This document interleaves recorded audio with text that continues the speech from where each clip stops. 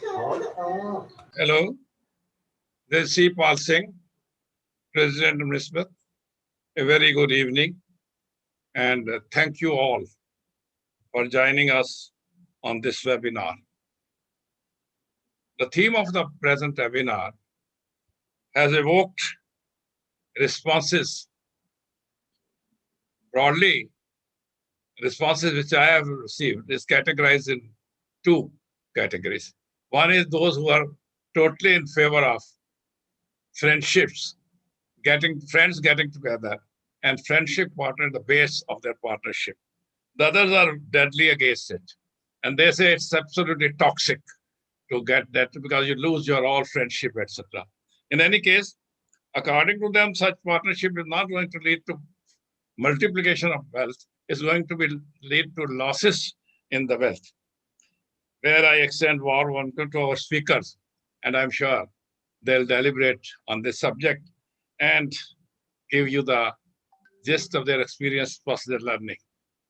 I'm sure there are many points for you to carry home, and I'm sure that you all will pay attention to the deliberations. I'll say a few words about NISBAT. NISBAT, National Institute of Security Safety, Applied Technology, Management and Applied Technology, was established about 3 decades back in 1990. We started with courses, basic courses, safety, security, applied technology and management concerning the private security industry. With the passage of time, we also delved into courses for the defense forces, retired defense forces personnel for their second career. Now, with the adoption of new and faster technology and redefined values, we found the training landscape is shifting at a rapid pace, and NISBAT aspires to become a foremost training institution, global institution. So we established in our institution a think tank and a sort of research cell. It started the process of creating this research cell quite some time back, and particularly our research cell also pertains to these 4 aspects. That is again security, safety, management, and applied technology. The research programs, we want to basically have some webinars, some training, online training courses, and certain capsule training courses.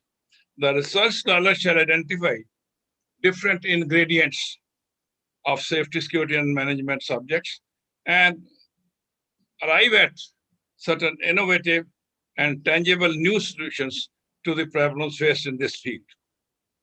With these words in Nisbat, I'd like to say a few words about the chairman.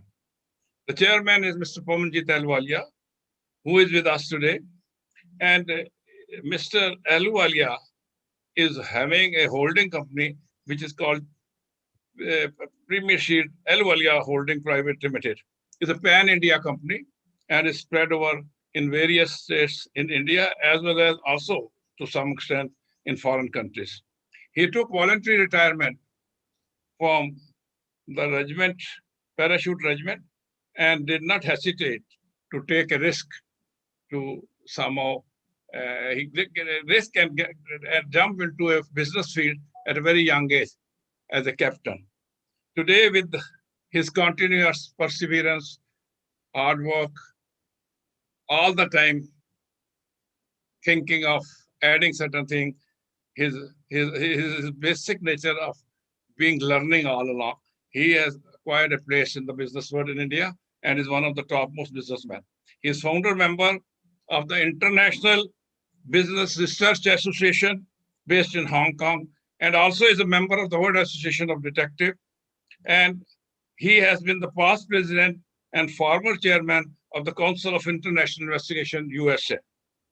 He is awardee of Malcolm Thompson Award and Kotelya Award by the Council of International Investigators, and is also the governor of Central Association of Private Security. He believes in the principle as a soul that mere knowledge without action is of no use. So he is very much action-oriented. Poman Ahluwalia will moderate this session. Now I would like to say a few words and introduce the subject. Working with friends in business can be indeed a very amazing experience, but it can be very, very challenging and disappointing situation many a time. There are various views. Even if you have the knack of mixing up with friends, the business proposition is entirely different. Sometimes lifelong friendships are destroyed and ruined due to business relationship. Some of the characteristics we need to be kept in view for establishing a partnership with friends will be elaborated at length by our learned speaker. Such characteristics which can cause a serious damage to the friendship will also be elaborated, I hope, by them.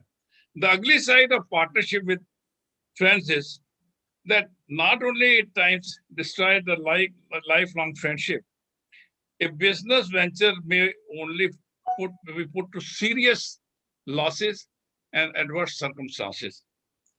Number of big companies have multiplied business with friends.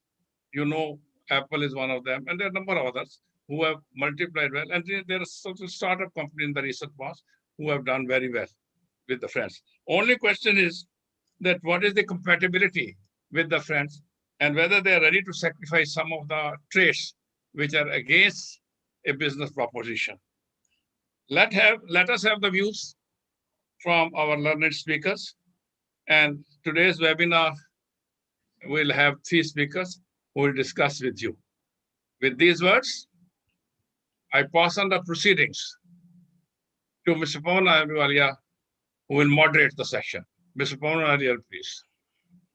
Thank you very much, Mr. President. Firstly, I'd like to acknowledge that we have participants who have joined in from various countries. They are from India, and we have people coming in from the US, Singapore, Spain, Kenya, New Zealand, UAE, Nigeria, Pakistan, Somalia, Kuwait, Saudi, and Qatar. So that's a nice sprinkling that we have today. And today's event has been sponsored by Tag Scores, which is an examination and assessments platform. And the event is supported by Premier Consulting and Investigations Private Limited, Premier Shield, and India Skills Private Limited. HubSpot and JMD Cargo are also in support. I would like to take a minute and introduce our president to you. Majority of you know him. He's a very well-known personality in India. And but just to sort of get the proceedings right, Mr. Sipal Singh is a master's in English literature. And he served the Indian police in very senior appointments across the length and breadth of India. He raised the Rapid Action Force, which is a counter-terrorist organization, and was its first chief in India. He thereafter was tasked to raise the Internal Security Academy, academy for training senior bureaucrats and police officers in Mount Abu, Rajasthan, a state in India.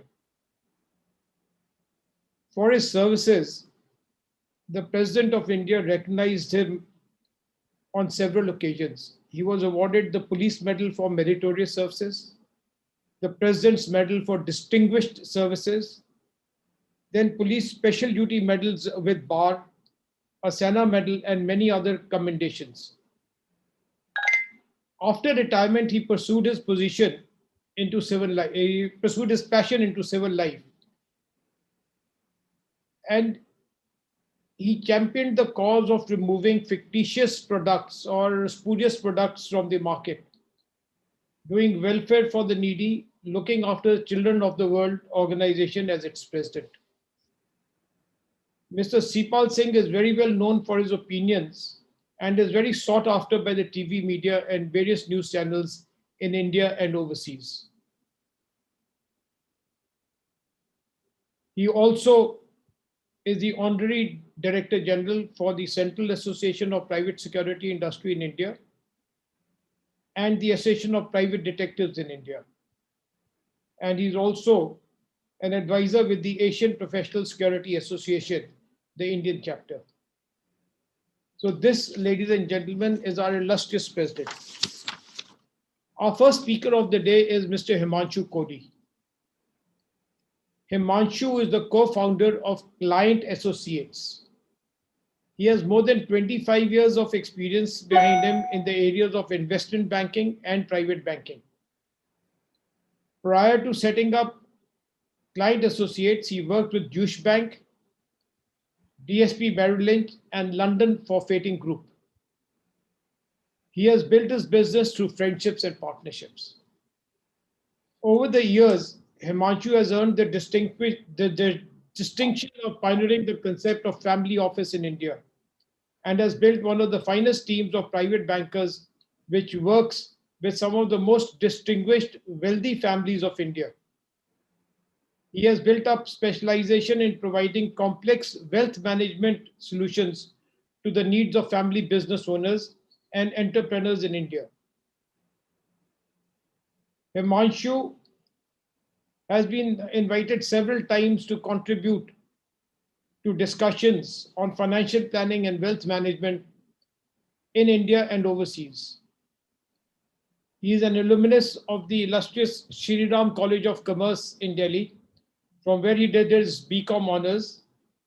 Thereafter, he did his master's degree in finance and control from the University of Delhi. In the year 2008, he was honored with the Distinguished Alumnus Award from the Department of Financial Studies, New Delhi. Ladies and gentlemen, I now present to you Himanshu Kohli as our first speaker. Thank you, Mr. Ahluwalia. It's an honor that I got a chance to be invited to speak over here and share my perspective. In fact, couple of reasons. I would say I was excited about this. One, because I received a call from someone like you. Second, the whole topic on friendship and partnership, it's very, very close to my heart, especially when we deal with family offices. And third, to a consultant, if you give an opportunity in this pandemic situation to come and speak on Friday evening, it recharges their energy. So thank you very much for giving me this honor and inviting me. To make the discussion more meaningful and interactive, what I will do is I'll just share a screen which has very few slides. Just let me know if the screen is visible. Yes, it is. Okay, so if we just talk about the whole topic of partnerships and friendship to multiply business and wealth, you know, the basic underlying over here, if I see, it's actually a relationship. And relationship is built on the foundation of three key pillars. First is your love, second is respect, and third is trust. Trust is extremely, extremely important. There could be a scenario where husband and wife may have lost the love, but there is respect and trust, relationship will last. There could be a scenario where father and son, respect is lost, but love is there and trust is there, relationship will last. But if trust is lost, and wherever, even if there is immense amount of love or respect, the relationship will not last. So trust is paramount in any friendship, any partnership, especially when you think about doing a business and creating wealth out of it. So if you see, there are three T's which we have mentioned over here. Trust, which is the first most paramount thing in case partnerships need to succeed and friendships needs to flourish. Second, which is very, very important, is the talent part of it. Because even within partnership, whether there are two partners or multiple partners, there should be complementary skills, whether it is someone specializes in marketing, someone specializes in finance, someone specializes in technology, or it could be different markets. Let's say Oscar specializes in Spain, GP specializes in Singapore, maybe I specialize in India, different markets coverage, that can make a difference. And third, which is very, very important, is transparency, where there is an open communication, which actually takes away any insecurity in any business. So there is a corporate governance which actually binds this whole concept of trust between the most talented people. So this is something which I would say it's very, very important. And Mr. Singh remarked that certain partnerships, they do flourish, and a lot of them, they do not. In fact, they become the biggest hassle or creates disharmony and destroys friendship.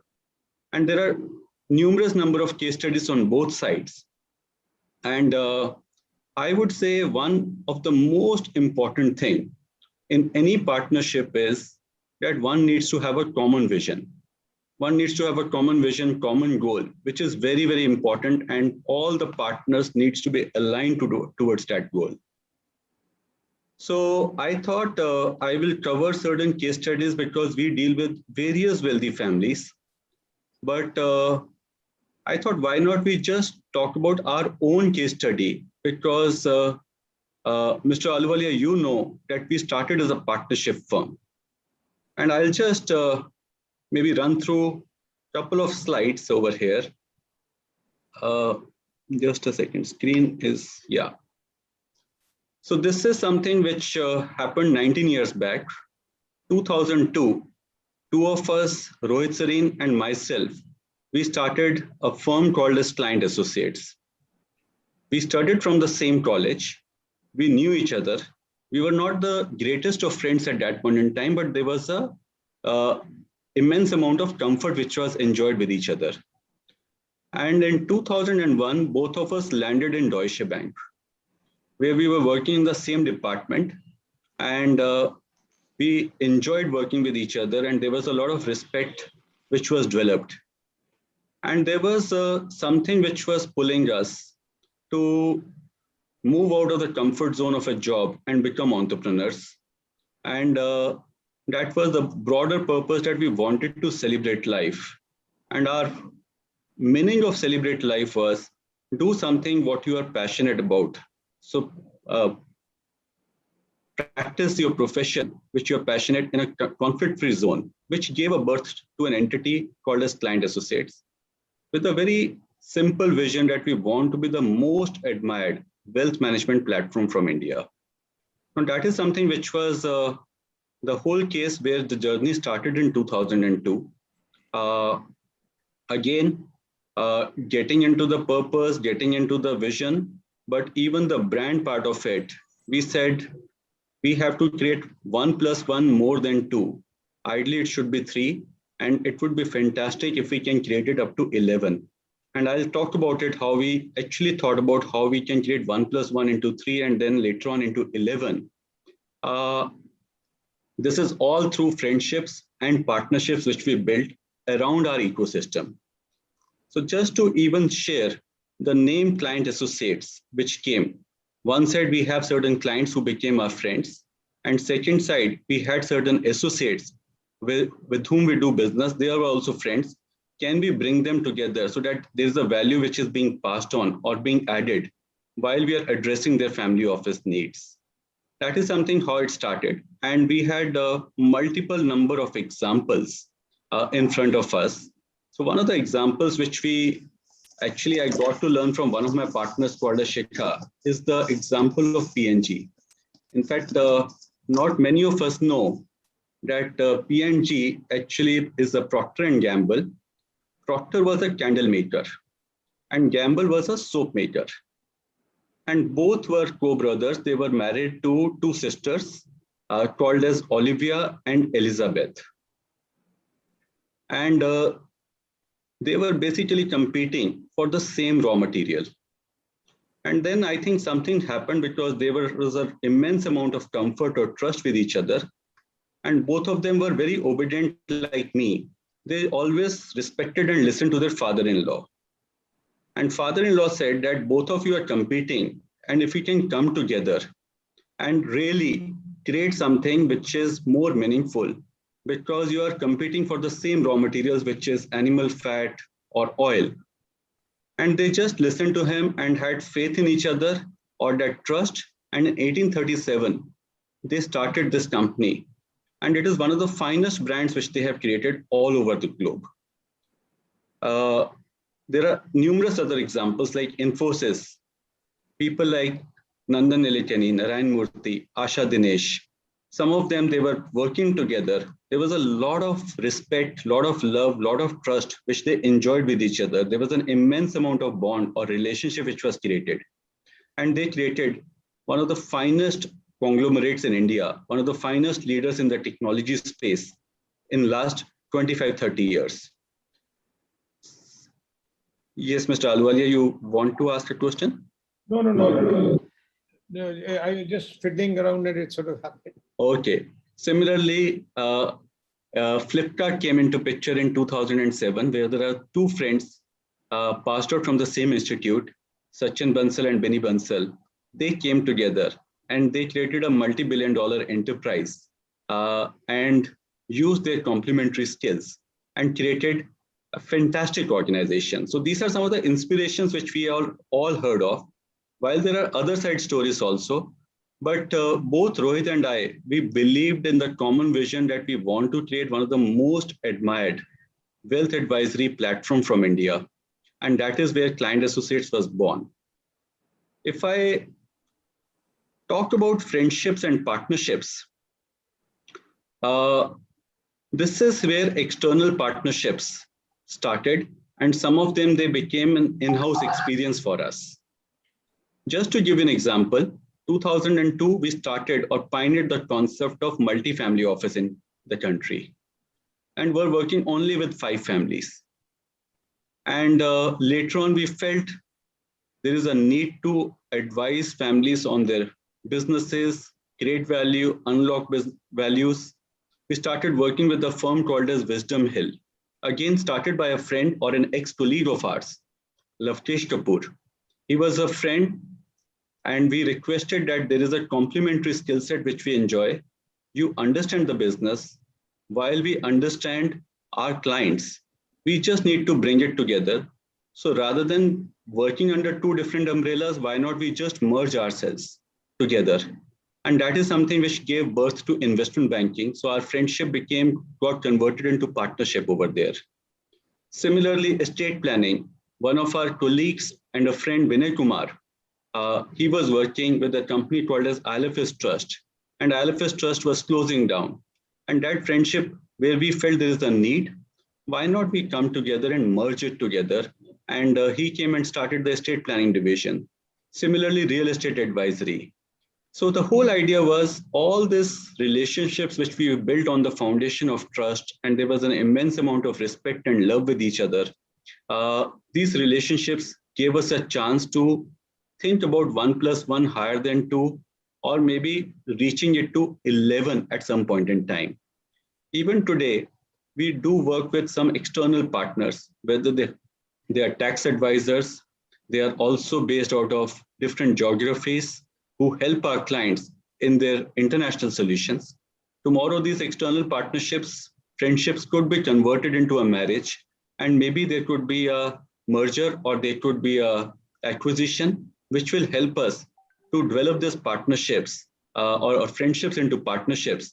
And those partnerships could result into business and which can multiply the wealth.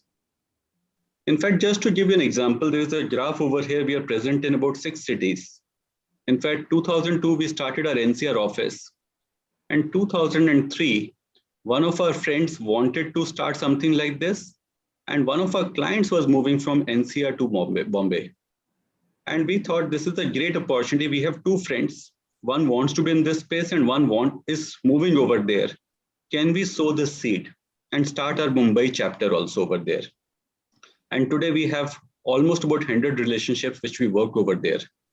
So in a nutshell, if I just share how this partnership or an idea which was sowed over a cup of coffee of launching the concept of family office in India, today we are a 135 plus professionals working in 6 cities.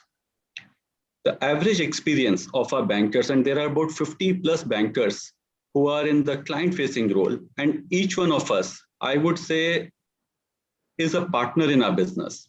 Each of them, they became partners, they engaged professionally, but over a period of time, we realized we spend so much time with each other, 8 to 10 hours in office, we meet so much. We do take offsites together. Sometimes we go on holidays. Those have become friendships. So here partnerships became friendships, and we have been able to really scale up. Today, we work with about 850 families, and which has trusted us over $4.3 billion of their liquid wealth to be managed by us. But yes, I'm happy to share. I know you are very humble, Mr. Aluwalia. Just to keep the humility aside, 13 of the top 100 families happens to be our relationships. Some of them, they manage or they employ 100,000 people in their organization. Some of them, they employ only 10 people in their organization. But there's a value which we can add to this 850 families. We can release them from the burden of looking after their wealth. They should rather focus on what they're passionate about, which is creating wealth. And they have dependable advisors on their side, so they can celebrate their life. But this entire ecosystem is impacting 1 million plus people. So this is something which I would say today with 50 plus bankers, even our technology partner, asset allocation partners, we have been able to really scale up on the foundation of trust, talent, and transparency, which is what we practice day in and day out. If I move to the next slide, because one of the things which is there is coming together is a beginning. Keeping together is progress, but working together is success. So choosing the right partner is half job done. But again, I would repeat, it's only the half job done. There needs to be a lot more which needs to happen to make it a success. And as Mr. Singh pointed out, there are a number of stories on the other side. Some of them are highlighted on this sheet. Typical example is Kingfisher and Air Deccan. Both of them, they married, became one organization, but two very different personalities with very different DNA. I would not say that you cannot have a difference of opinion. In fact, if two people are working, husband and wife are there, or two partners running a business, if both of them agree to everything, then at least one person is wasting time. But if both of them disagree to everything, then both are wasting time. There has to be some amount of disagreement.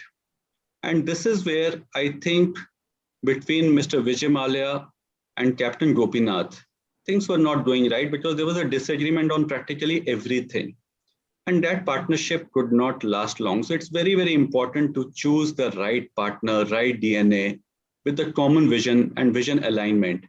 Coming together is only a beginning, but can they remain together and progress? Or then they keep on working together and create a success, which we have seen in some of the other case studies like PNG and all. The other one is another case study, which I learned again from one of my colleagues, is about Starbucks and Kraft.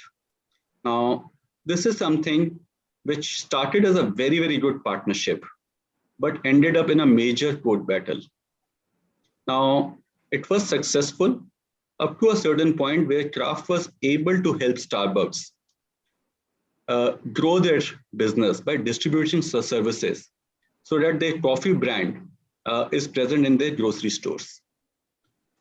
As per New York Times, Kraft claims that Starbucks unilaterally decided to end their agreement. And Starbucks says that Kraft failed to aggressively promote its brand, which includes Seattle's best coffee in stores. Ultimately, both great brands, but maybe poor communication and poor partnership.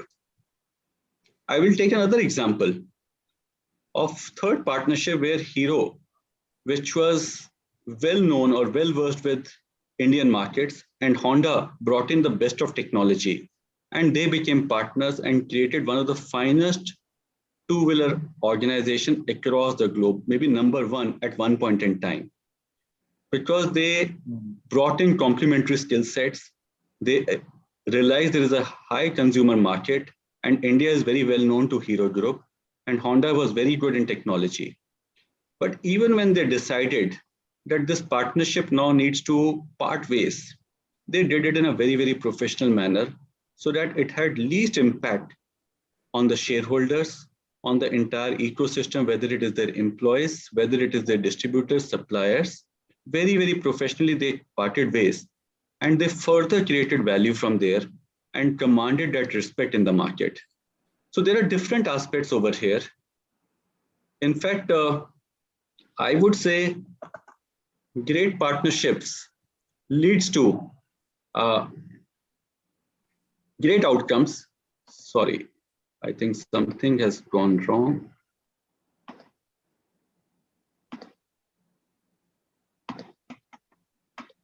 Yeah, great outcomes. So sports is something which, Mr. Ahluwalia, I am extremely, extremely passionate about. Now, there are a number of cases which one can see over here. Mahesh Bhupati and Leander Pace was one of the fantastic pairs or partners in tennis. And they attained the positioning of number one across the globe at some point in time because they were complementing each other. But over a period of time, they could not sustain that. It could be ego issues, it could be one-upmanship. Those things came into picture, and we all know where the story ended. If you see, cricket is one of the favorite sport which Indians enjoy. And this is one test match which is very, very close to my heart, but my colleague or my partner Vishal refreshing my memories about this test. In fact, this is the test match which happened in Eden Gardens, Calcutta, and Vishal is based in Calcutta, and he saw this match. Sorry? 2 minutes more. Okay, I know consultants, once they get a mic, it's very difficult, but I'll respect that 2 minutes and I'll finish in exactly 2 minutes. So this match was happening in Eden Gardens. And in the first innings, Australia scored 445 and India got all out at 171. And there was a follow-on which happened. And then there was a partnership which happened between Rahul Dravid and VVS Lakshman. We saw one of the fantastic innings of VVS Lakshman, 281, and Rahul Dravid scored 180. They had immense amount of trust in each other. They rotated the partnerships, their runs, and developed a huge partnership, which created 657 score for India in the second innings. And they could defeat Australia by 171 runs. So again, immense amount of partnership which came together, and number of matches were won. And I can go on and on because cricket is close to my heart, but since you have warned me of 2 minutes, maybe just a minute I will spend on Ronaldo and Romario. This is the picture from the 2002 FIFA World Cup finals, which happened at Yokohama. Now, this was the match finals between Germany and Brazil, and Brazil ultimately won by 2-0. Romario was one of the finest midfielders, and he created immense opportunities for Ronaldo to score goals. They had so much confidence, chemistry between each other, and immense amount of teamwork which was demonstrated. And in that tournament, I learned that Ronaldo got the Golden Boot Award, where he scored the highest number of 15 goals in that tournament. So again, great partnerships can lead to great outcomes. But most important is you need to have the right talent.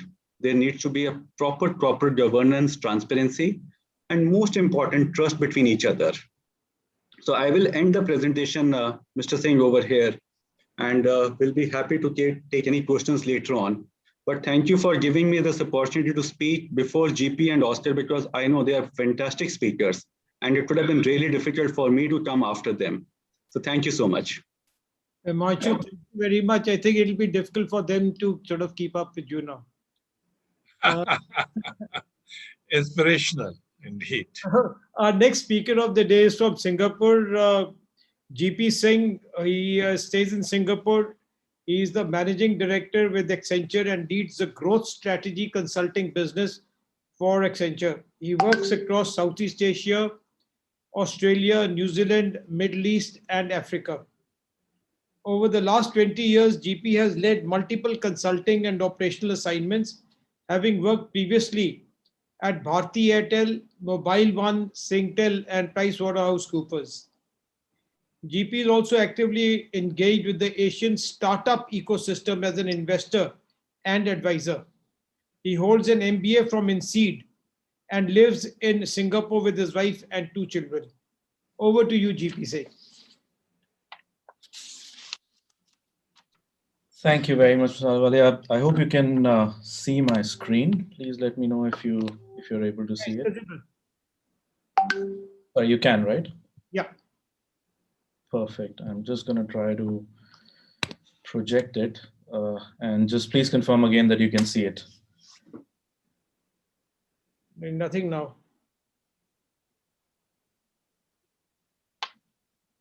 Is it working now? Yeah. Okay, let me. Pooja? Okay, is it better now? Yeah, we can see this. Okay, perfect. Let's stay here. Thank you very much. Look, it's a very, very interesting opportunity for me. I see that there are so many dialed in people, and as you mentioned, Mr. Alwale, they're from all over the world. So super excited to be here. And I think this topic is especially very close to my heart. I've worked in the partnership space for a very long time. In my current role, I work a lot with partners and clients, and friendships are very, very important in that space. I've realized I've learned through a corporate life on what it means to have friendships and what it means to have friendships interact and interface with your day-to-day jobs. I've also had the pleasure of working across multiple geographies. So I spent some time in the UK. I worked extensively in the MENA region, working Saudi Arabia, Kuwait, Qatar, Cairo a fair bit of time, then Southeast Asia, and also India, of course. I also engage a lot, as you said, with the startup ecosystem. I run a small venture capital firm on the side. I participate in that from a growth perspective. And in Accenture, I'm a managing director and lead one of their businesses. So, when this topic came up, I started thinking of how should I address this topic, because it's a topic which is very close to everybody. It's a topic that we feel and see it in our day-to-day lives. We all talk of ideas with our friends. We all talk of growth through partnerships, saying, what if this and this could come together? What would happen? So I thought I'll expand the canvas a little bit from friendships and partnerships first to talking about networks. And in a way, just understanding what's happening in the whole network space, especially in today's day and age of connectivity, where businesses as well as individuals can't stay away from being connected, and there's almost a abundance of social media and networked opportunities out there. What does it mean, and how does it translate into growth? So I thought I'll take that canvas, and as I started thinking about it, I said, well, let me do this interesting exercise. So I got one of my juniors in my team to actually do this. I took the 50 last dialed numbers from my phone. So, when you look at your iPhone call list, it shows you the 50 last dialed numbers. And I asked them to just take the country code and plot those numbers here. And I did a little bit of exercise on it saying, which of these contacts that I've called in the last, let's say about 3 months, so they're in my last dial list, are my work contacts, are my personal friends, or are they work contacts that turn personal, or personal contacts that turn work, right? And this is what the map looked like. And this really, really amazed me. And I was like, there are so many people in so many countries that I've been talking to. Right? And this was a very, very sort of a revelation to me, which told me that it has become such a networked world. And in many cases, we don't realize how wide our network is and the value that sits in our network. So, my urge to all of you is to look at your phone screens, after this session, and in a way, just reflect on the power of the network that you have already in your hands, and reflect on, what kind of people are on that network and how have they influenced our life and career choices. So for me, this was a great revelation. I thought this was a good start to thinking about the power of networks and friendships, right? As you think of networks and partnerships, it transcends just the human aspect of friendships, right? So for human aspect, partnerships and friendships and relationships are very, very critical. I think all of us are here because in some way or form, through the president, as well as through the other panelists, as well as previous speakers, we formed a kind of a human bond where we feel that this is a forum where we can engage with people that are either like-minded or very different minded, and we can learn something from, or we can teach something to. So this human connection on partnerships is very important. But what's also very important is the aspect of partnerships in business, right? So we hear very often, and Himanshu was narrating some cases, his own case on how friendships, human connections turned into business. And then businesses become about partnerships, and then businesses get together, merge. Some are successful, some are not successful, if, for some reasons or not. And then beyond that, I think what's beginning to happen is that the entire idea of networks is percolating at the industry view as well. So if you think of ride-hailing services like Uber, or if you think of food delivery businesses, if you think of all of these super apps that are coming up, and I work a lot in this space and with these kind of companies, they are all built on the understanding that if these platforms have the ability to bring together a vast number of people in economically, commercially, and in a human form beneficial environment and agreement, then there can be a lot of value created from that. So all of these businesses are based on that. In fact, I would go even to the next step and say that the cost of isolation in today's day and age, thinking of doing something independently without your friendship, partnership, and network is almost a very, very heavy cost, which is irreparable. On the human side, I think all of us nowadays are realizing the cost of isolation. And in the environment that we are in of the pandemic, most of us are realizing that we must talk to our friends more often. The only solace, the only friendship, the only intellectual stimulation many a times that we get is not just from being on work Zoom calls and somehow managing our business in this environment, but it is by talking to friends, exchanging ideas with them, and trying to do some new things, right? Because the cost of isolation is a mental breakdown, and we've seen many bad instances of that. When it comes to businesses, we've seen some businesses when the whole world was going and their competitors and some of their complementary companies were going on the network and partnership route. Some businesses did not, right? When Apple was forming the ecosystem of their developers and forming a very, very social environment around their operating system, BlackBerry was not, and BlackBerry got held back. When the iPod came up and the sharing of music and family sharing and the music pods and everything came up, the Sony Walkman lost the battle and did not catch up and left out. Right? Other stores like Macy's, Toys R Us that did not go online and leverage social commerce, for example, or e-commerce, did not make it. And then also on the industry side, where Blockbuster, one of the most successful video CD rental firms, which was doing superbly well at one point of time, hundreds of thousands of stores, in the United States, went bust because they did not leverage the connected world, and they did not leverage this idea that one user can get another user and they can be streaming of videos and movies, and hence Netflix took the cake. Right? Kodak, Yahoo, I think these are all examples that we've seen fizzle out because in some way or form, one of the reasons was that they did not embrace the networked world in a very good way. So I think the cost of not doing friendships and using partnerships and using networks in business and in personal life is very, very steep. So I almost would make the hypothesis and submission here, and love to discuss it later on in some Q&A, that you cannot do business without great partnerships and friendships. But there is an important element. There is tension at the heart of partnerships. The question that the president and Himanshu as well earlier raised was, can good friendships actually result in better business?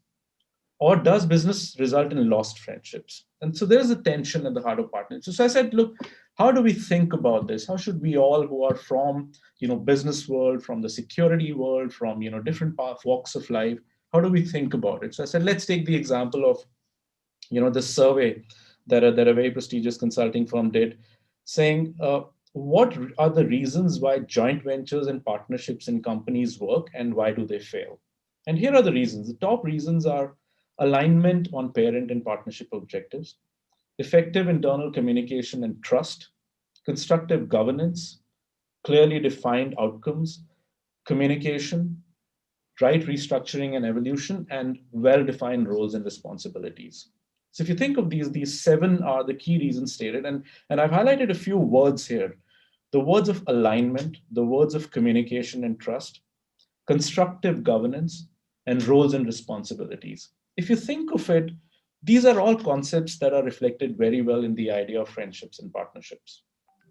Between two friends, between Himanshu and his co-founder, between the president of Nismat and the chairman of Nismat, between many of you on the call and your business collaborators, all of these are terms which reflect friendship and partnership. So what it tells us is that if there is a meeting of minds and if there is a friendship and partnership between the constituting bodies of a joint venture and partnership, and if there's trust and communication on that friendship, then there's a high chance that that business partnership will work.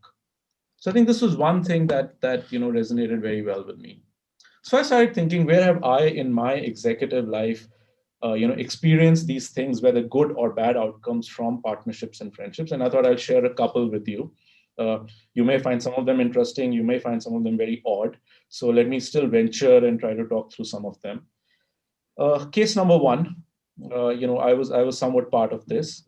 Two telecom companies looking at a joint venture which was meant to create new digital services and combine the price books for joint procurement of certain equipment. Telecom companies, of course, buy mega equipment and infrastructure. So they wanted to combine their price books and do some joint procurements to get economies of scale. At the onset, these objectives sound very, very good and very interesting, but you would imagine that this is not easy to do between two large companies. So there were multiple stop and go events. This whole discussion went on for about a year and a half. Many of the vendors did not want this to happen. So there were many people whispering in either ear to say, why this is wrong and why this can never work. There were due diligence questions that came up saying, what is the real value that can be realized? How do we do this? Would this work? Would this not work? Many barriers, many times pivots that came out on how you could go about it. But here's one thing that drove this to a success finally. And that thing was that from day one, the CEOs of both companies developed a very, very good friendship. And I think that was the critical element. So no matter how many starts or stopped happened on that partnership over a period of, I think, 12 to 14 months, if I'm not wrong, the mutual respect between the two friends was never lost. The idea that they could do something really well together and it made business sense at a higher level never went off. And the ability to say that we must persevere and we must work through all the challenges and get this done, persevered, and eventually this was quite a successful joint venture that came about, and I think it's still operational and quite productive. So this was an instance where I saw something that began as a business conversation, a business partnership conversation, but it became successful because ultimately a friendship was forged, and that created the value. Another second one that I like to narrate is, this opportunity, which I call a lost opportunity for myself. Two friends of mine, started discussing this idea with me together with them of creating a payment platform, which was eventually now to become one of the top 10 payment platforms in the world. This was a, e-commerce payment platform.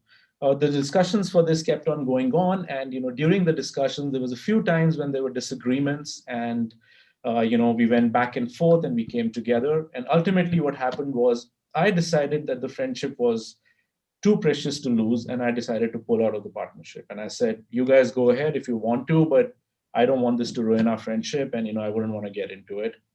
Lo and behold, about 10 years later, both of them persevered, did superbly well, recently raised about a 250 million funding round and are hovering on being, a unicorn. So I call this a lost opportunity where I overthought this idea that, if you get into a friendship business, then, it's probably not going to work and it may cause more harm than benefit. So, this was one more experience in my life while sitting in a corporate world. The third one, which I call a success, is this whole idea of persistence and friendship through the various waves that happen. And I learned this from a very good friend who is a very senior Japanese industry leader. We met through some corporate forums. He was involved with the startup ecosystem. I was involved a lot with the startup ecosystem. And there were a few opportunities we were working together, which went very, very bad. But we did form a very good personal friend. He would visit my house. Whenever I went to Tokyo, I would go meet his family. And we kept that friendship going. And even at times when I kind of said, look, I have nothing more to do with this guy. It's fine. Once in a while I give him a call and that's okay. So he was one of those blurbs on my network that I showed you earlier. But this individual, being a very seasoned individual and the right temperament, and that Japanese typically, when they deal with you a lot of respect. He kept that respect on, and he would always call me whenever he was in Singapore. We would always meet up, we would discuss ideas, and he would keep the friendship going until one day we actually hit him on some funding from a very interesting source. And I said, look, who can be my partner on this fund, and who can be the face of this fund, who can set it up, and we can do some interesting things here. And this individual came through as the first name that I picked up, and we've become very interesting partners on this fund now. So again, I think this is something that says that there will be ups and downs on friendships. We form the friendship if it's human enough, if there is objective enough, then it can go on, and one day it may strike and it may work.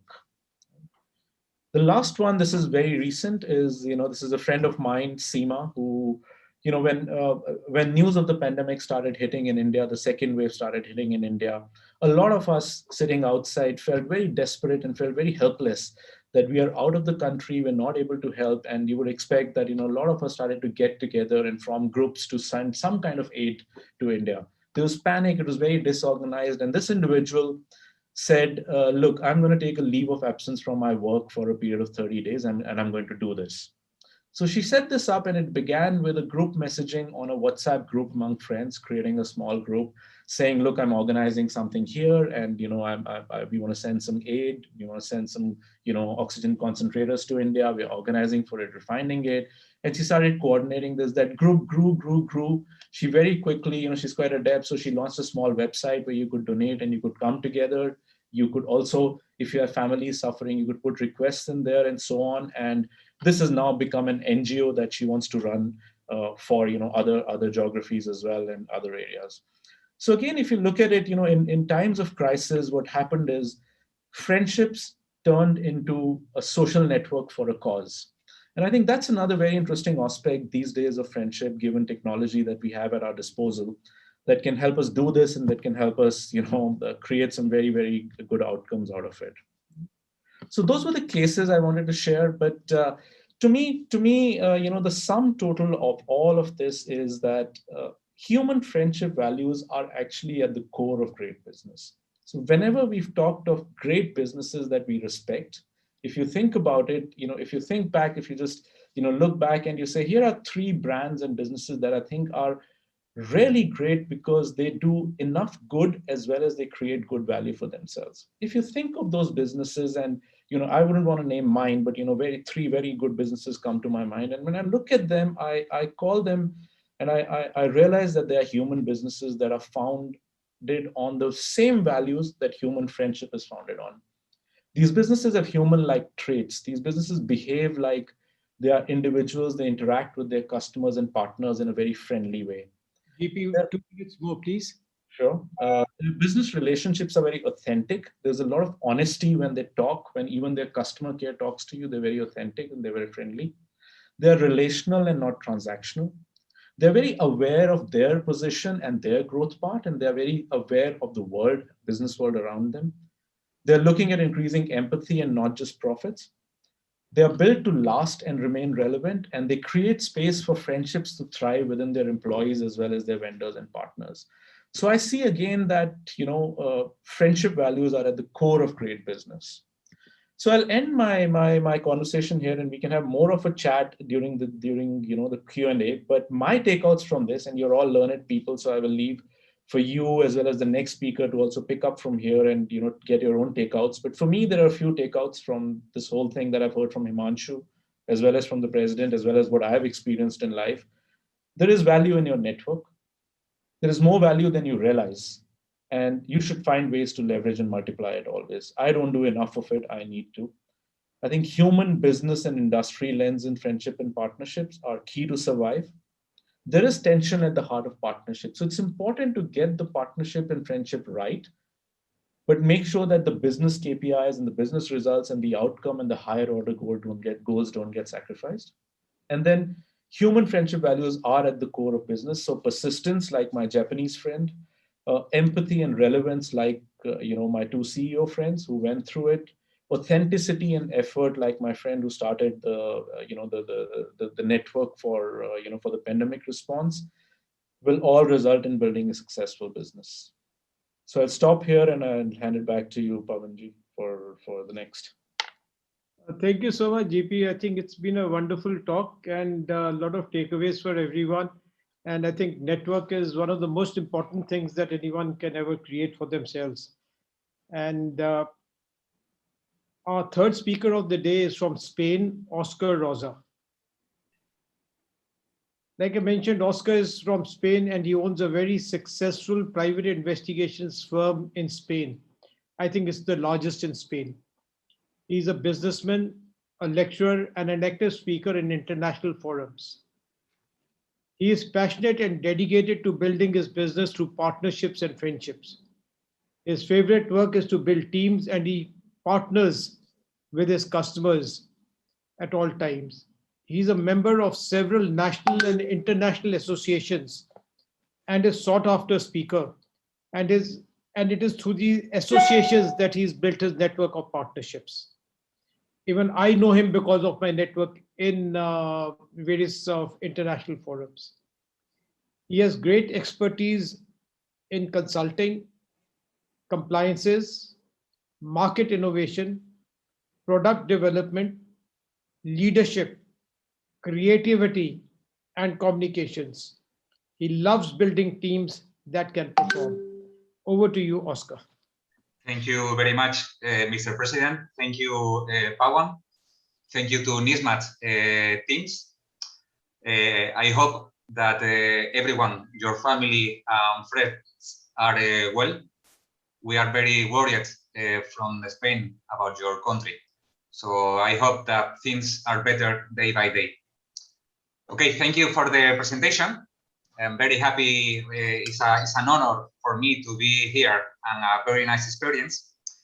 So as you told, I am the managing director of a company that is Detectives. Detectives is from Spain, that is in the south of Spain. We have 45 employees that if you compare with some companies that you have, maybe it's a small company, but maybe it's one of the biggest PI companies in Spain and for sure in Europe. We have also office in Madrid and we have different foods. We have a food that is an economic investigation. We work with banks and collect debt companies.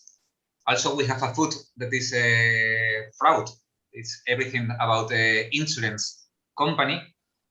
We have also a department, special department, that is everything around fraud from property, industrial property. So we have a family.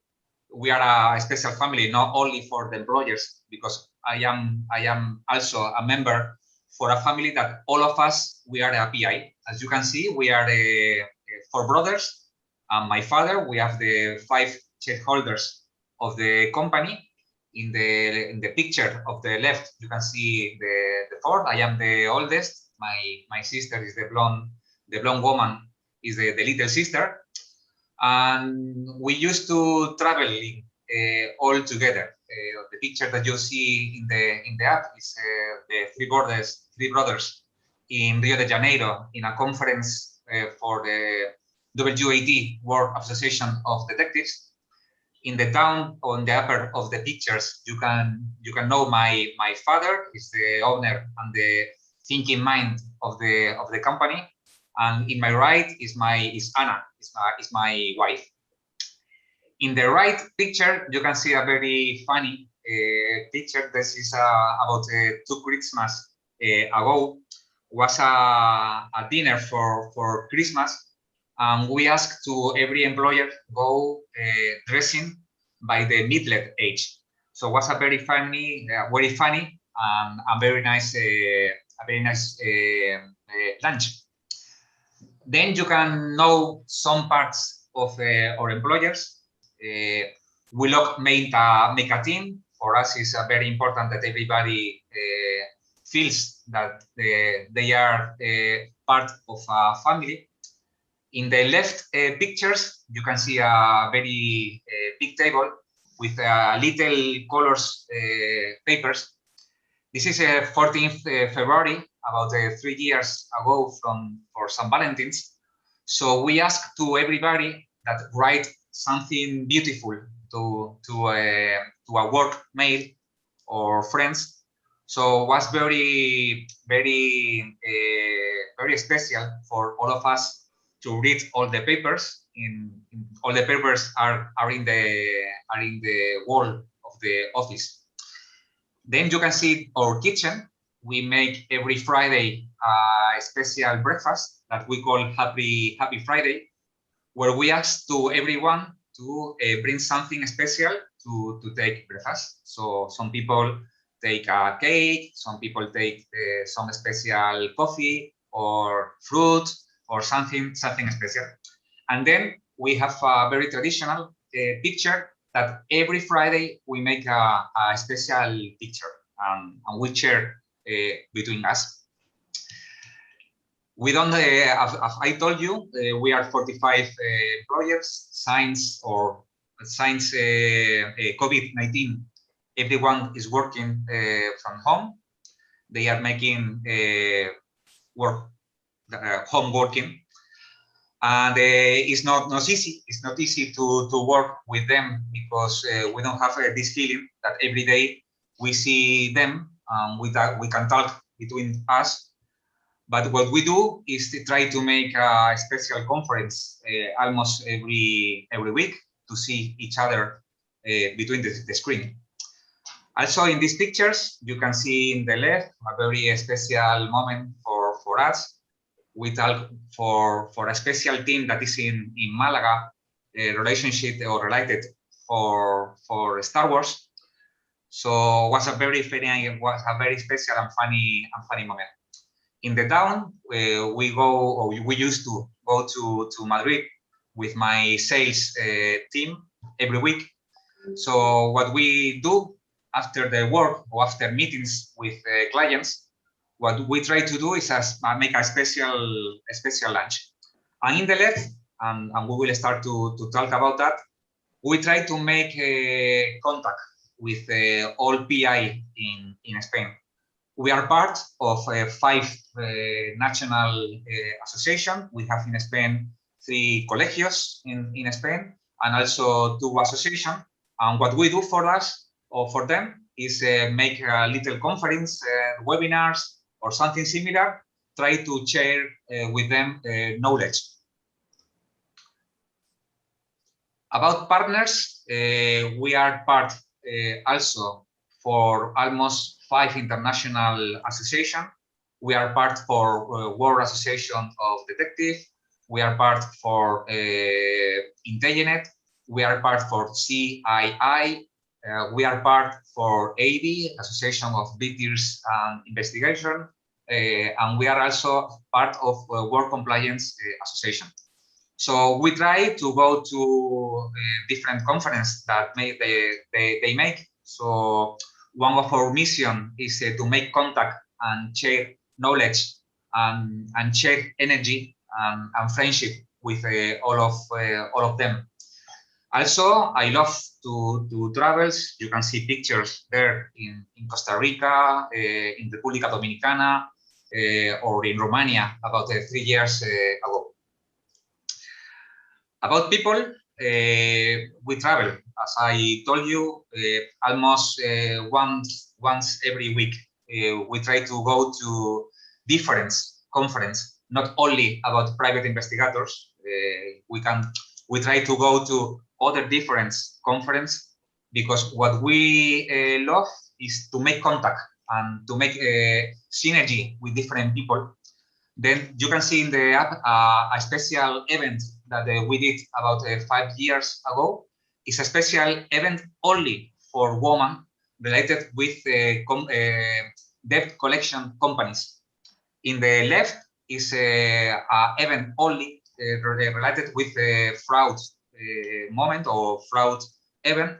And in the up in the down picture in the right, you can see a very, very, very special moment about 2 years ago. It's a special moment for me because it was a month ago the pandemic or COVID-19, and was in Dominican Republic.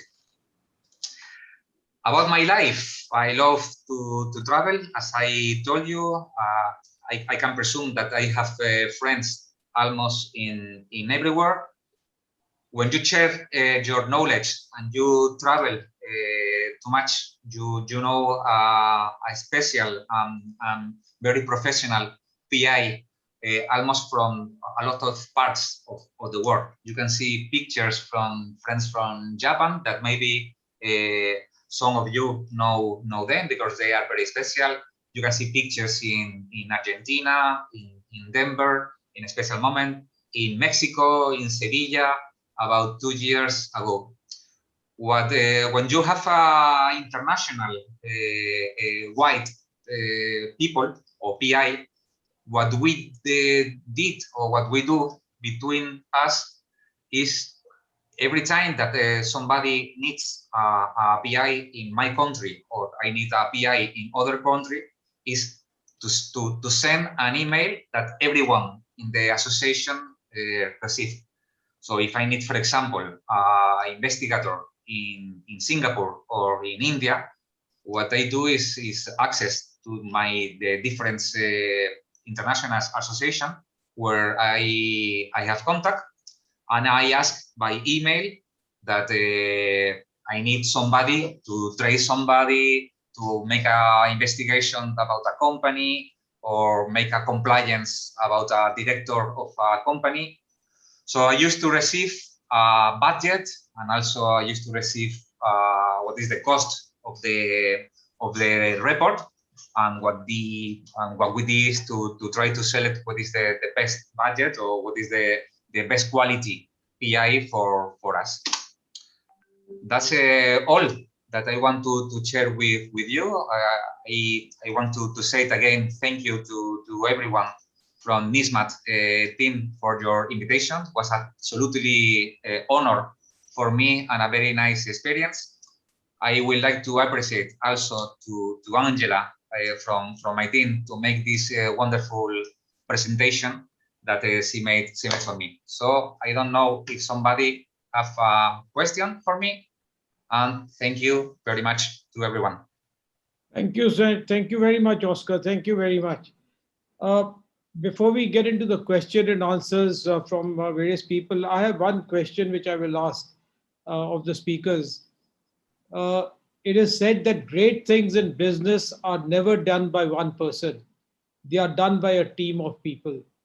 Himanshu, what would you say of this? Sorry, Pawan, can you say it again, please?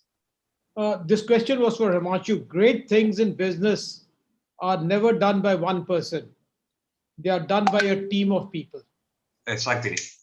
For us, it's very important to make a team people. So we share of the happy things or the good things that happen in the company, and we try to share also the bad moments that we passed last years in March, April, and May 2020 for the COVID situation, for example, was a totally change for us. We used to see each other every day. One day after, everyone was in home, working in home, and I don't see them. I see in the screen, but I don't see skin by skin since one more than 1 year. Yeah, thank you, Himanshu. Would you like to take this on? Yes, sir. So I would say I agree 100% that to achieve success, it needs to be more of a teamwork. And I can go back to something which is extremely close to my heart, which is sports. India won the World Cup in 2011. Man of the series was Yuvraj Singh, while man of the match was Mahendra Singh Dhoni. They demonstrated partnerships on different occasions. and those partnerships, they brought the cup. So you cannot win being a solo player. If you need to win the cup, you need to have a great team. You need to have a great set of batsmen, great set of bowlers, good fielding, good chemistry, and most important, good leadership skills, where the captain can actually take everyone along together. And same thing happens in business also. One person can only take it up to a certain space, but the combined power can really make it happen. Last few weeks, we have seen so much of a chaos in our NCR city, but few people have come together and they have given an immense amount of strength to each other to fight against this COVID. And our complex is one beautiful example where we have been able to achieve certain success, save certain lives. Our entrepreneurs organization is another example where we have come together and we are helping each other. You never know who needs when, but teamwork gives a lot of strength, and that actually helps to win, whether the cases like COVID or whether the World Cup or anything in life. Totally agree. GP, what are your thoughts of this subject? We have a very special profession. PI and private security is a very special profession. It's not only near or very close from our heart, it's very close to our mind. I can say that all my life is around my profession. All my life, rounds around. I agree, Oscar, and I think with personal examples you've shared as well help us understand that a lot as well. Pawanji, to answer your question, I mean, look, I think there's no disagreement on the fact that it's teamwork, right? And I think it's very important. What's I think also becoming more and more apparent now and more acceptable now is that, you know, what Himanshu was alluding to earlier as well, this whole idea that a team that is of people who think exactly alike and do exactly the same thing and make exactly the same decision does not achieve very great things usually. Some amount of constructive conflict that is allowed for in the team to prosper, I think is very, very important. So I think it's about teams. I think it's about teams that bring in new ideas and innovation into the thinking. It's about allowing that creative process to flow, which creates disruptive growth. I think that's an excellent. I like to, Pawan, Hanji. I like to a little bit intervene in this. You see, everyone has his own view, but I like to say, let us say, we always emphasize complementary role in partnership. The question is, they have to be expert in their field, yet they have to be complementary. The difficulty arises when a person is very passionate about his role, and that passionate part of him, it creates problem. So therefore, to say the partnership successful, it is successful. But the ego problem, the super ego problem, or being expert in field, and how do you have that complementary? I have a feeling that for complementary relationship, one very new word, I think I have been there in this human resource development and all. Very beautiful word has been used by JP, relational rather than transactional. I mean, the word relational itself shows that it emerges from relations rather than transaction. The question is, if complementary is only in terms of transaction, it would be failure. But if the complementary role is in terms of relational, then it can be a success. I want to have the deliberation from other speakers on this point, because it's always the friendship flounders, because one is very passionate about doing a thing which he is expert. I like to have the views and deliberation in this regard from the speakers also. Yes, Himanshu? I would say yes. In fact, that is sometimes a challenge happens in founders. They're extremely passionate. They don't want to give up things. They want to do everything because they have built it up or brought up an organization like a baby. So there, Mr. Singh, I would say 2-3 things can really help. One, maybe a sense of detachment is extremely important. Second is also giving space to each other. Because if you, let me just give you an example. Let's say we decide to meet at Aero City. Now, Mr. Pavanjit Aluwalia says, okay, fine, I'll take a MG road. I'll meet you over there. I want to take a highway and meet him over there. But there should not be a pressure. No, both of us have to take this route. Common vision is that we have to meet at Aero City. That is extremely important. So we need to love, give respect to each one and give certain independence. And third most important is that transparency needs to be there. If we are doing anything, we need to share with each other. Open communication needs to be there. But yes, you are right. Once we become too much passionate, we feel we are the best thing happening on this planet. Ego comes into picture. Ego can actually create disputes. Disputes can lead to destruction and destroy everything what you have created, and which you would not want to do it with your baby, what you have sowed. So bit of adjustment is extremely important in any relationship, be it husband, wife, be it two friends, be it two partners. Adjustment, flexibility is extremely important, and giving them space actually brings this kind of an adjustment. As I mentioned, and GP repeated, if two people agree on everything, it's not a healthy partnership. It's not a healthy partnership. That means you're not debating enough. One is actually wasting that time. But if two of you are disagreeing on everything, then it's actually a disruption. You need to learn to agree to disagree with each other so that you can make healthy decisions which are good for the organization. GP? Yeah, if I can agree with all of these, and if I can add one more thing to that, Himanshu, and everyone, is this whole idea of a higher order goal.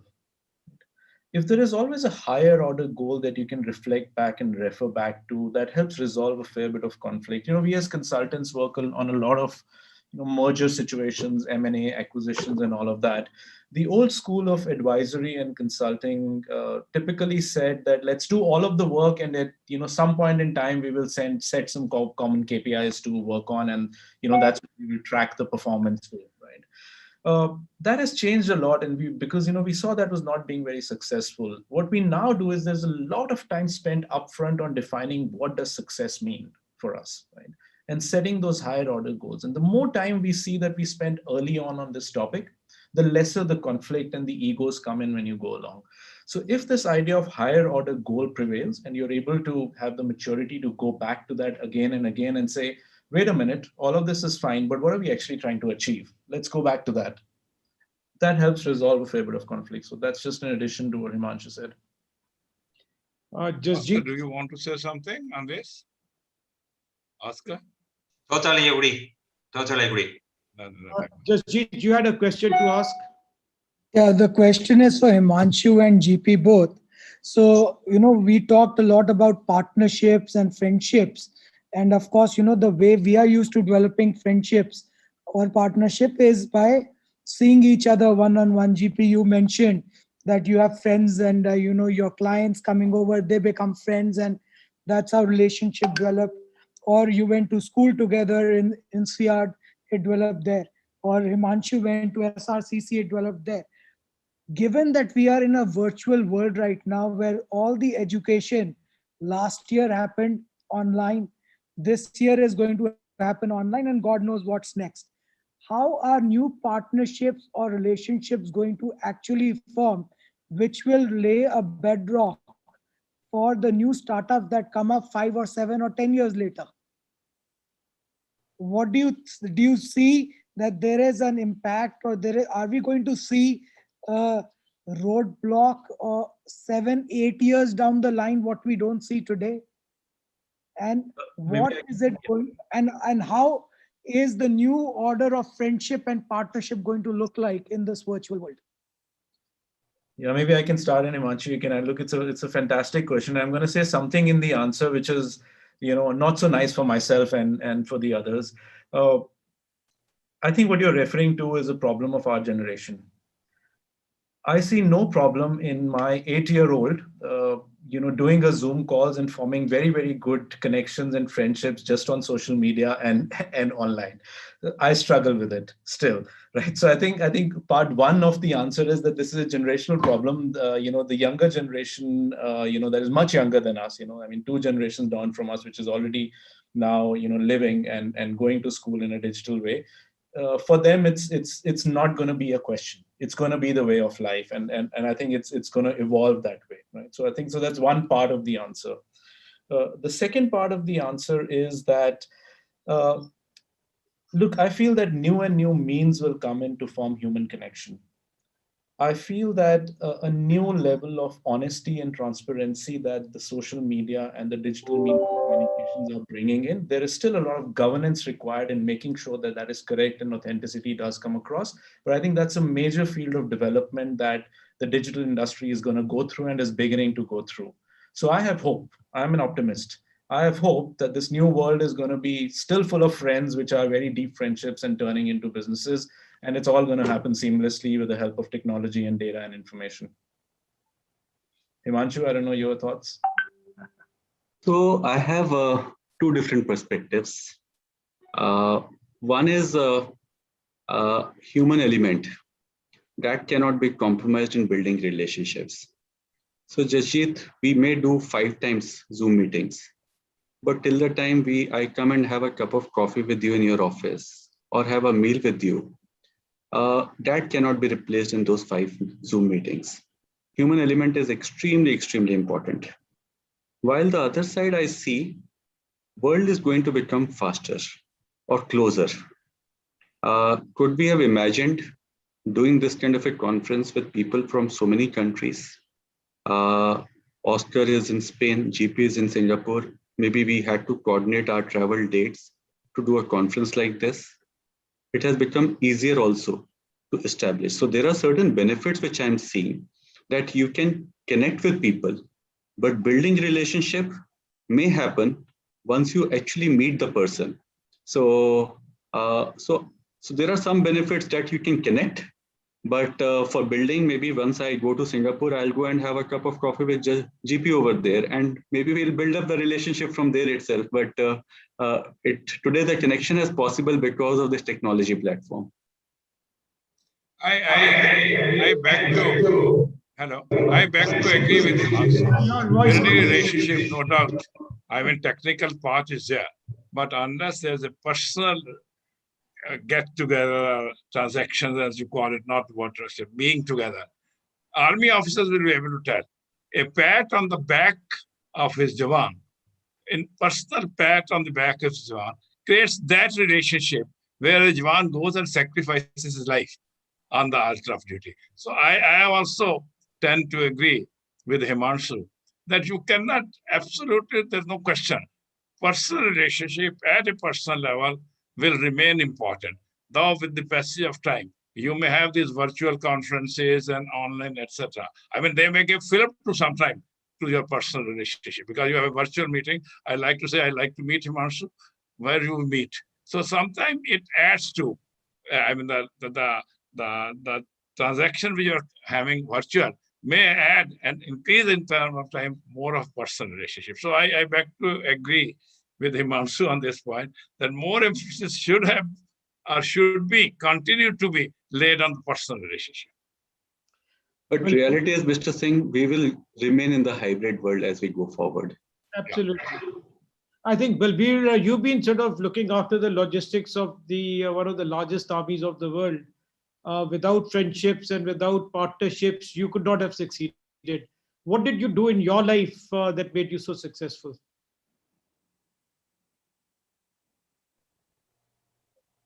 You're muted, you can't hear you. It's a very interesting subject, and there's nothing left uncovered, and from all facets. You had such brilliant speakers. So what I feel is, especially since I was dealing with logistics, it had a lot of interface with the civil as well as within the military, with the consumer, with the person you procure things from. One thing is that I learned this from my first GOC when I was a second lieutenant. Always put yourself in others' shoes honestly before you give a point of view. Otherwise, like when you are a junior functionary, you always say, these colonel has no guts to take decision, how useless they are. When you become a colonel, you don't take a decision also, and still you find how useless the youngster is. So when you are dealing in a relationship, be it military to corporate, corporate to corporate, friend to friend, put yourself honestly in his shoes for a moment, quietly. So that will help your relationship go better. Second is, you might be a tiger in your place as whatever appointment you are holding. Give due respect to the junior most person of any other organization who's dealing with you. You will extract 10 times more out of that person. And consider people as partners and not as a vendor or a vendor or an employer, senior or a junior, and these civilians and these Fauji's. If you can take that line off and give a lot of regard to the other guy, you will extract much more out of the person and have a more lasting relationship. So that's what I felt. I used to say that, even when we were dealing with, say, vendors, I said they're as good as my officers, and some of them will not be good or not good. So likewise, our own officers and men and our own team guys also at times. So that is the evaluation. Second thing that I've always learned from my background as a rider is, horse riding, you do reward objectivity and reward and punishment. You don't make a person, that person is great even if he does all the wrong things, and that person is no good even if he does the best thing. Be very objective in your relationship. Your other friend and partner will take a lot of criticism, because if you have the guts and the moral values to tell him very good the next moment, and after some time be honestly, yeah, this is not on. So I think that honesty in relationship, giving due to the other guy, and giving a lot of respect to the person, especially who's junior to you, gets you a lot of outputs. Jasjit, you wanted to ask another question. Yeah, this question I wanted to ask General Lumba and also Mr. Suri. In the intelligence community, developing assets is all about trust and trust, transparency, and all of that. Given that we are in a COVID situation, how do you end up creating new genuine assets in the intelligence community to safeguard the country at this time? I think Mr. Suri, would you like to go first? Because you've created assets all your life. Yes. Intelligence. Hello. We have been, intelligence community has been contributing to the country secretly. Nobody knows their contributions.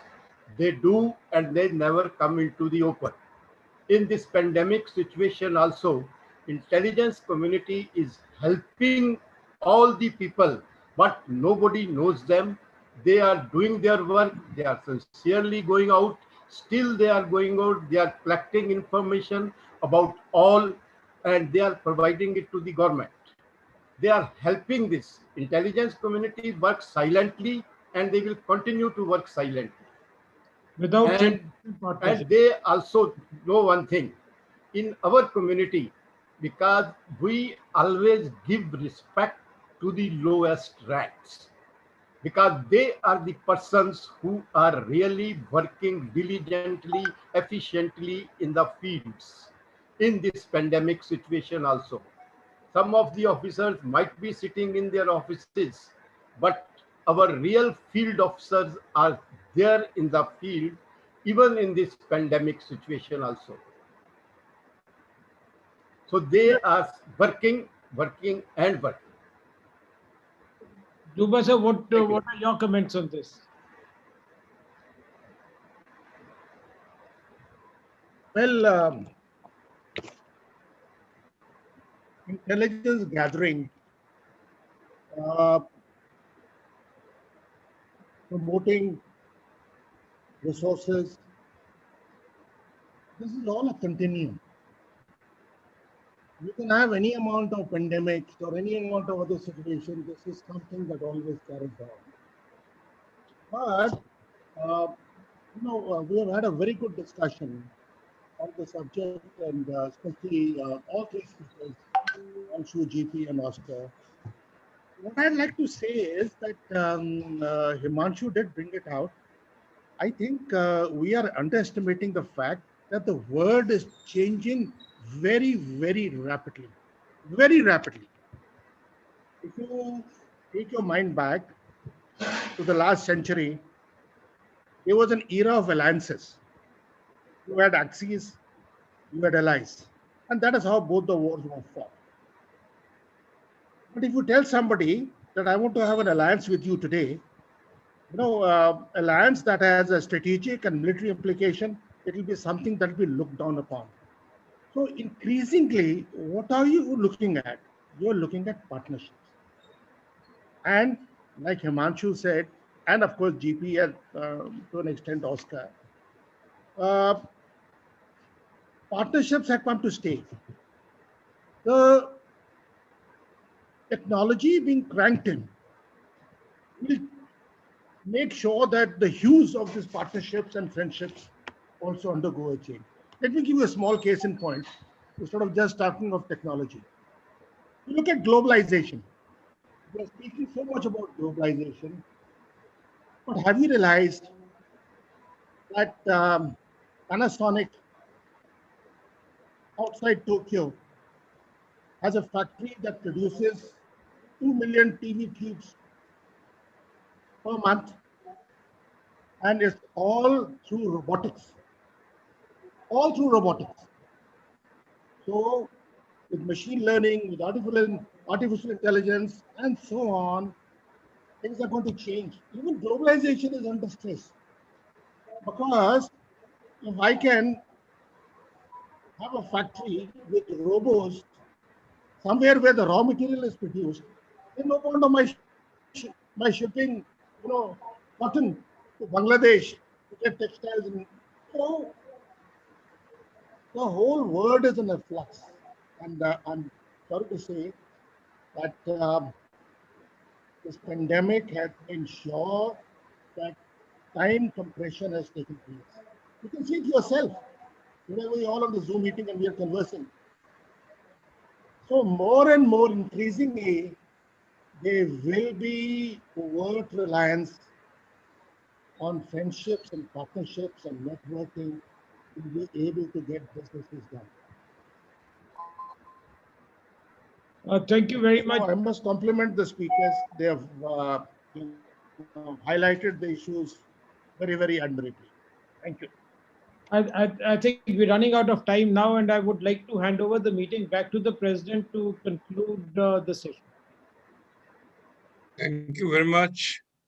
It was indeed a very interesting, educative, and scintillating session. I must say that Himanshu aptly pointed out, started with 1 + 1, and he said it is 11. And we were happy to learn that his team is gone to 135 plus. So 1 + 1 was not 11. His team is now constituted of 135 plus. So it shows that how they are building up their own partnership. And we are very, and he also referred to the complementary skill, where he referred to Hero Hondas. The Heroes had the market, Hondas had the technology, and how they were able to go into the market and capture the market, complementary skill. Yet at some stage, they had to divide or abandon the partnership. I mean, that is there for reason different, but they could manage the sort of dissolution of the partnership. GP's speech was the deliberation very, very inclusive in the sense that he brought in the role of networking, both technical as well as the personal. And also, I already referred to him that the human relationship role which he brought was very, very important.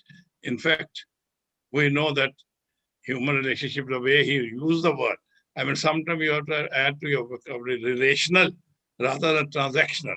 We have all the time talking transaction with each other. We don't talk relations.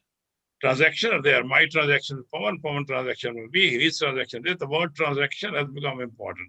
But transaction is more a sort of, a word which is not getting into the empathetic relationship which is there, which is only in relationship. And also, is very nicely pointed out about how the human relationship can give you a fill-up, and how the one association he led, he says in India, which led to a social sort of formation of an organization for social good. That is very important, from human relationship getting to social good. We have been associated, and it's why I have been associated with a organization which is looking after children and unwed mothers, etc. This started with a friendship group of two people. Gradually, we build it up, and now it is going ahead doing a lot of social work under children of the world daily. So sometimes your friendship and relationship, if it leads into sort of social good, I think that is very important. And as far as Oscar is concerned, hats off to him, how he elaborated about the entire family being a sort of partner in his entire family is brought in the family. So on the whole, we have learned a lot, and I'm sure there are a lot of takeaways for the delegates who are attending, Sarah. With these words, we are indeed thankful to all the speakers and also the learned delegates, I mean, like General Sandhu, like General Lumbar, and Suri. For information of the speaker, we brought in Mr. Suri is from the IB, Intelligence Bureau. So that's why when Jasjeet questioned something, he had to talk. So I just wanted to give reference. Suri is from intelligence. Other two learned speaker or learned delegates were from the army, are from the army. With all these words, I am indeed thankful to the chairman for having given opportunity to NISBAT to conduct this seminar, to organize seminar. Thank you very much. The next webinar is, bring me the banner.